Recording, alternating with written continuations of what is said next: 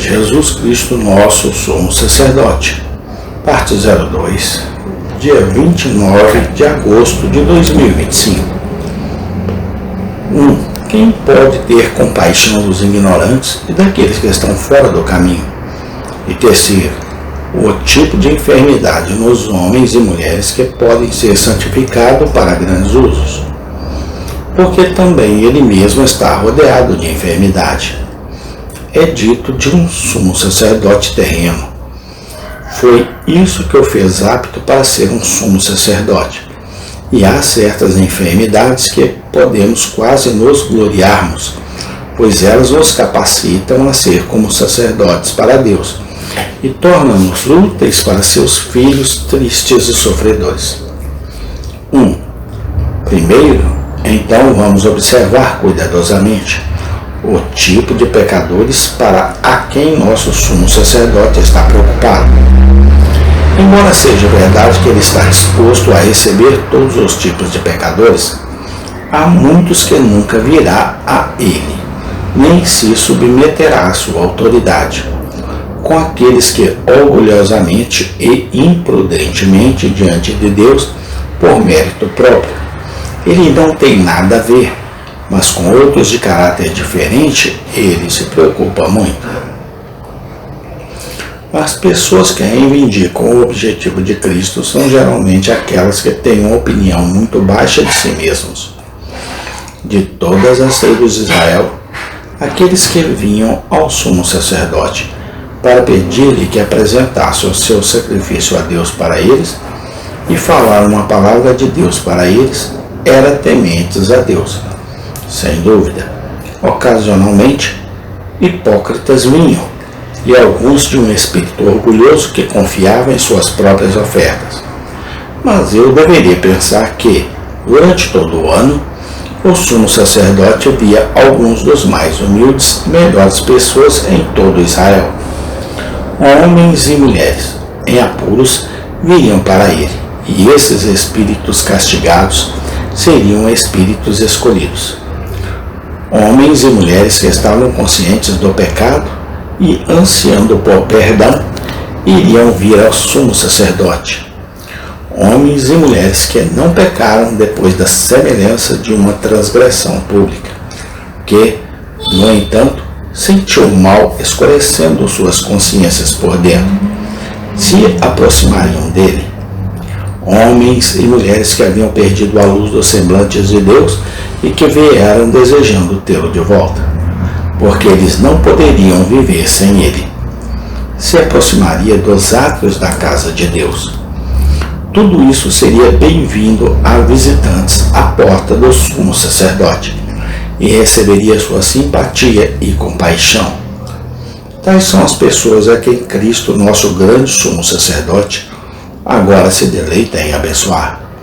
O orgulhoso e presunçoso não pode conhecer seu amor, mas os pobres e aflitos podem sempre encontrar nele conforto e alegria, por causa de sua natureza e por meio de sua intercessão, como aconteceu com o sumo sacerdote de Israel nos tempos antigos. Entre aqueles que vêm ao nosso sumo sacerdote, muitos cujo medo e angústia surgem da ignorância. Oh, queridos amigos, se todos os ignorantes viessem a nós, todos devem vir, pois somos ignorantes, mas há alguns que gostam que é diferente com eles. Eles imaginam que sabem todas as coisas e, professando-se sábios, tornam-se tolos. Eles não sabem da sua necessidade do grande sumo sacerdote. Sua loucura é provada por sua luz e estima dele. Mas entre aqueles que vêm ao nosso grande sumo sacerdote no céu, não há senão aqueles que são ignorantes. Em primeiro lugar, há uma ignorância universal.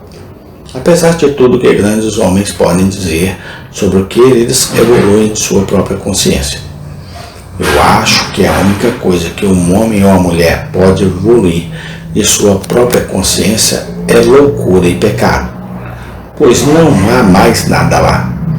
Se eles continuarem evoluindo, eles desenvolverão uma loucura maior e um pecado maior que é tudo. Mas quando o Senhor lida com os homens e as mulheres, Ele os faz sentir que sabem muito pouco. O que sabemos sobre o pecado? A maior proporção de nossos pecados são provavelmente desconhecidos para nós. Nós os fazemos e dificilmente observamos que nós os cometemos.